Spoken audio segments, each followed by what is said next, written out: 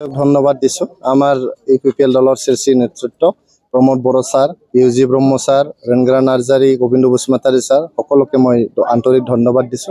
তেখেতসকলে মোক প্ৰাৰ্থীৰ কাৰণে যোগ্য বুলি ভাবিছে আৰু মোক চৰাইবিল সমষ্টিতে প্ৰাৰ্থী বনাইছে আজি। ইয়াৰ কাৰণে মই অশেষ অশেষ ধন্যবাদ দিছো আমাৰ দলৰ হাইকমাণ্ডক। লগতে মই যদি চৰাইবিল সমষ্টিৰ পৰা আজি প্ৰাৰ্থী আছো, ইয়াৰ পৰা যদি জিকি মই জনপ্ৰতিনিধি হৈ যাম, জনপ্ৰতিনিধি হলে চৰাইবিল সমষ্টিতে 40টা সমষ্টিতে এটা মডেল সমষ্টি আৰু সবতকে উন্নত সমষ্টি কেনেকৈ বনাব পাৰো ইয়াৰ কাৰণে মই যত্ন কৰিম। চৰাইবিল সমষ্টি বুলি নহয়, গোটেই বিটিআৰত যিমান জাতি জনগোষ্ঠী আছে সকলোকে মই সেৱা আগবঢ়াই যাবলৈ মই প্ৰস্তুত।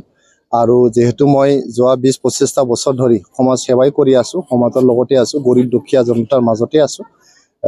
এইটো ৰাজনীতিত আহি পেলাই সেম কামে কৰিম মই। আৰু বেছি মানে ক্ষিপ্ৰতাৰে আমাৰ যি দৰিদ্ৰ সীমাৰেখাৰ তলত থকা পৰিয়ালবৰ্গ আছে, পিছপৰি ৰৈ যোৱা জাতি জনগোষ্ঠী আছে, তেখেতসকলক সেৱা আগবঢ়াই নি কেনেকৈ সকলো জাতি জনগোষ্ঠীৰ অধিকাৰ সুনিশ্চিত কৰিব পাৰো, তেখেতসকলৰ ভাষা, সংস্কৃতি, পৰিচয় আৰু বুৰঞ্জী কেনেকৈ উন্নত কৰিব পাৰো ইয়াৰ কাৰণে মই কাম কৰি যাম। ইউপিপিএলৰ কৰ্মীয়ে চৰাইবিল সমষ্টি উদ্ধাৰ কৰিম বুলি দৃঢ়তাৰে কাম কৰি আছে।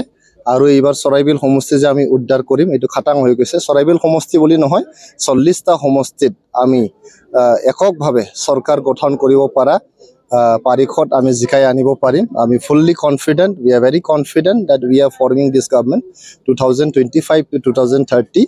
There will be a stable government led by Pramod Bora. খেলিব, BPF খেলিব, কংগ্ৰেছও খেলিব, BJPয়ে খেলিব, তেখেতসকলেও খেলিব, তেখেতসকলৰ কথাবিলাক ৰাখিব। যিখিনি আজি বিটিআৰ গোটেই বিটিআৰত এটা বঁটা বলিছে, এটা ঢৌ উঠিছে, এটা জোৱাৰ উঠিছে যে প্ৰমোদ বড়োৰ নেতৃত্বত আকৌ এবাৰ চৰকাৰ হ'ব লাগে বুলি এটা জোৱাৰ উঠিছে। গতিকে এই জোৱাৰৰ লগত সব উঠি যাব লাগিব। ইয়াতে ইউপিপিএলৰ দলৰ লগত কোনো প্ৰতিদ্বন্দ্বিতাই নাথাকিব। আপোনালোকে চাব, ছেপ্টেম্বৰ মাহৰ শেষৰ ফালে যেতিয়া ৰিজাল্টটো দিব, মই আপোনালোকৰ লগত আকৌ কথা পাতিম। তেতিয়া আপোনালোকে দেখিব যে প্ৰমোদ বড়ো ডাঙৰীয়া কিমান মৰম দিছে, মানুহে কিমান আশীৰ্বাদ দিছে।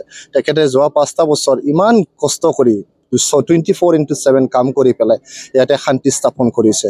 জাতি জনগোষ্ঠী সকলোকে লৈ মানে আগুৱাই যাবলৈ চেষ্টা কৰিছে। তেখেতে উন্নয়নৰ যি জয় যাত্ৰা এইটো মানে আৰম্ভ কৰি পেলাই আগুৱাই নিবলৈ চেষ্টা কৰিছে। তো ৰাইজৰ কাৰণে ইমান কষ্ট কৰা মানুহ, ৰাইজক ইমান সেৱা কৰা ব্যক্তিক ৰাইজে যে আশীৰ্বাদ দিব এইটো খাটাং।